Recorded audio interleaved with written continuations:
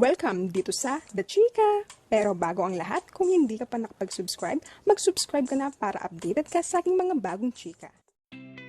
Ann Curtis ipinasilip ang dance performance ng kanyang anak na si Dalia Amelie sa big stage. Ayon kay Ann Curtis, first time ni Daliang sumayaw sa entablado na maraming tao ang nanonood sa kanya, kaya makikita si Dalia na medyo nahihiya.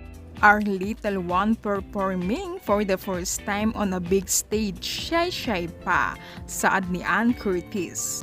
Proud mama si Ann Curtis na masaya sa pagsayaw ni Dalia, na nahihiya pa raw ang kanyang anak dahil ito pa lang ang unang pagsayaw niya sa kanilang dance school na Skydance Avenue, Manila.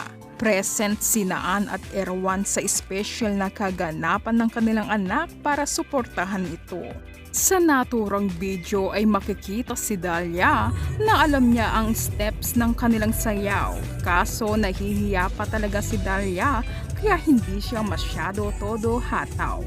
Pero makikita pa rin ang kanyang galing sa pagsayaw.